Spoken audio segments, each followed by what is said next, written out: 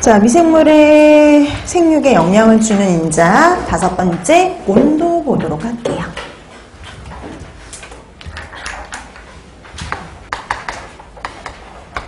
자, 우리가 보면 미생물을요, 증식하는 온도대별로 나누게 되면 전균, 중온균, 고온균 이런 식으로 나눌 수가 있죠. 근데 우리가 보니까 대다수의 부패세균들, 식중독균들은 뭐에 해당이 되냐면 중온균이 해당이 됩니다.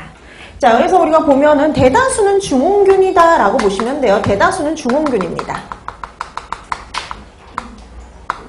제일 흔한 게 중온균이죠. 그래서 부패와 관련된 대부분의 부패세균들, 부패균들, 그 다음에 식중독균들은요, 온도대로 따졌을 때, 증식 온도대로 따졌을 때 중온균에 해당이 된다. 이렇게 보시면 돼요. 대다수는 중온균이야. 그러면 저온균이나 고온균이 문제를 안 일으키냐? 저온균이나 고온균 중에도 문제를 일으킬 수가 있지요.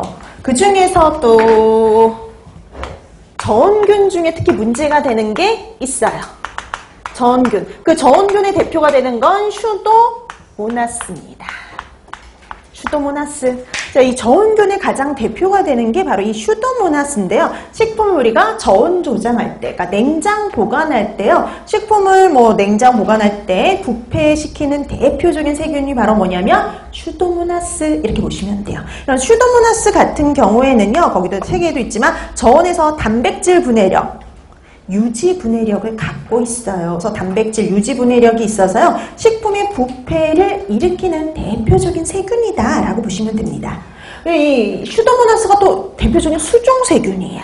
또 대표적인 수종세균이란 말이죠. 그래서 수종세균들이 좀 뭐가 많으냐면은 저온균들이 많아요. 그러니까 우리가 보통 이런 육지에서 잘 생육하는 균들보다 이 물속에서 이렇게 잘 생육하는 균들이 저온균들이 훨씬 더 많습니다. 그래서 보통 이제 수종세균들이 저온균이 많은데 그의 가장 대표적인 게 슈도모나스라고 보시면 돼요.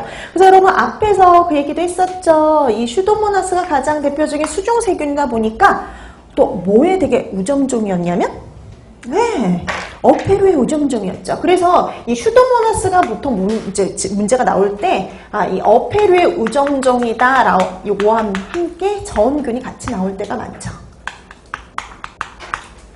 그래서 예전에는 어패류의 우점종으로 많이 나왔었는데, 요즘에 이제 저온균을 대표해서 시험 문제에 많이 출제가 돼요. 근데 여러분, 어패류의 우점종이라고 해서, 어패류에서만 문제를 일으킨다라고 착각하시면 절대 안 돼요. 식품을 저온 보관할 땐 다 문제가 됩니다. 그래서 우리가 육류, 어패류, 그 다음에 채소, 과일, 우유, 달걀 등을요, 저온 보관했을 때 식품을 부패시키는 이런 식품들을 부패시키는 대표적인 세균이 뭐냐? 슈도모나스예요. 왜냐면 이 슈도모나스가 그 수종세균의 대표이기도 하지만은요, 토양에서도 발견되는 세균이기도 하거든요. 그래서 여러 군데에서 문제를 일으킵니다. 자, 그래서 저온균 얘기에 나오면 식품을 저온 보관 중에 문제를 일으키는 균, 부패를 시키는 균을 찾아라 라고 하면 슈도모나스 이렇게 찾아주시면 되는 거죠. 그러니까 이건 시험 문제 여러 번 출제됐던 것들이에요. 자, 그 다음에 그 외에도 고온균도 있긴 있어요. 이 고온균은 말 그대로 열에 잘 견디는 균을 의미를 하는 거죠. 열에 잘 견디는 균, 그게 바로 고온균이에요. 그래서 이렇게 고온균 같은 경우에는 보통 이 지방들이요, 포화 지방들이 많기 때문에 이렇게 온도가 올라가도 잘 녹지를 않아가지고 우리가 막의 유동성을 유지하기 때문에 견디는 게 가능한 균들이에요. 근데 고온균보다는 저온균이 더 중요하긴 합니다. 우리가 식품을 보통 이제 저온 보관, 냉장 보관하는 경우가 많기 때문에. 자, 그래서 여러분들 이렇게 중온균과 저온균 확인해 두시면 되겠고요. 그 다음에 위험온도대라는 말이 나오죠. 보통 우리가 이걸 뭘 위험온도대라고 얘기를 하냐면 미생물 증식, 세균 증식이 활발하게 일어나는 온도대예요. 자, 그럼 보통 위험온도대 그러면은 5에서 60도씨입니다. 위험온도대.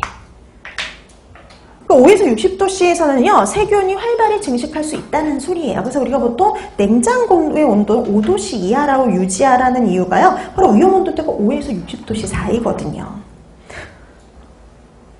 자, 이렇게 해서 온도와 관련된 건 이 두 가지를 확인해 두시면 되겠고요. 그 다음에 이제 영양을 주는 요인 마지막입니다. 수분요. 식품 속에 수분 함량이 영양을 줄 수가 있죠. 자, 그래서 식품 속에 수분 함량, 수분, 이게 영양을 줄 수가 있어요. 근데 이런 식품 속에 있는 수분은요, 여러분들 이 식품화학을 공부하셔서 아시겠지만요, 식품 속의 수분은 자유수와 결합수로 나눌 수가 있죠. 근데 그 중에서 미생물이 손쉽게 이용할 수 있는 수분은 바로 뭐냐면 자유수죠. 자, 그래서 우리가 이 수분도요, 뭘로 표시를 하느냐? 수분 활성도로 표시를 해요. 자, 이 수분